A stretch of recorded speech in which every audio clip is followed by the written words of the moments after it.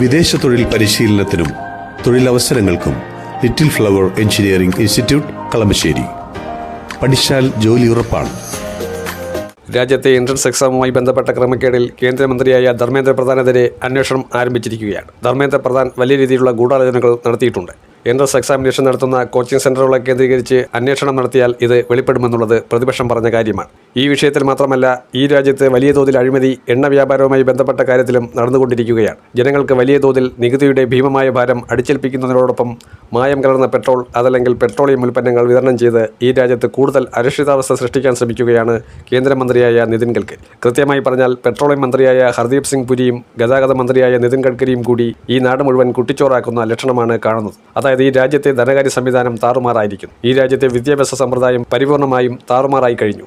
PM Shri പോലുള്ള പദ്ധതികൾ ഈ രാജ്യത്ത് എങ്ങനെയൊക്കെയാണ് കേന്ദ്രീയ വിദ്യാലയങ്ങളെ തകിടം മറിക്കാൻ ശ്രമിക്കുന്നത്. വർഗീയ ഫാസിസ്റ്റ് അജണ്ട എല്ലായിടത്തും മുക്കിലും മൂലയിൽ നടപ്പിലാക്കി ഈ രാജ്യത്തിന്റെ ചരിത്ര സത്യങ്ങളെ മാറ്റിമറിക്കാൻ ശ്രമിക്കുകയാണ്. ചരിത്രത്തെ മാറ്റിമറിക്കുന്നതിനോടൊപ്പം ഈ രാജ്യത്തിന്റെ ദൈനംദിന ജീവിത സാഹചര്യങ്ങളിൽ കൂടി മാറ്റിമറിക്കപ്പെടുന്നു.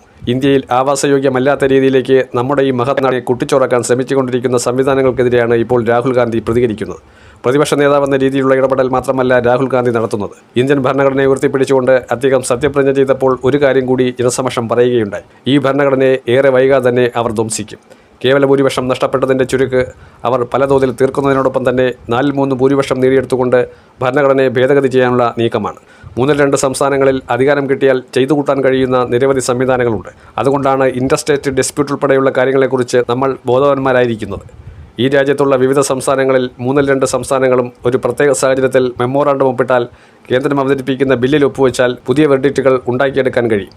അതല്ലെങ്കിൽ പുതിയ അമെൻമെൻറ്റുകൾ രൂപീകരിക്കാൻ സാധിക്കും. അതാണ് ഇപ്പോൾ വിവിധ സംസ്ഥാനങ്ങളിൽ BJP ചെയ്തുകൊണ്ടിരിക്കുന്നത്. ആ അട്ടിമറിക്കാണ് BJP ഒരു കൃത്യമായ റിസർവ്ഡ് എമൗണ്ട് മാറ്റിവെക്കാൻ ശ്രമിക്കുന്നത്.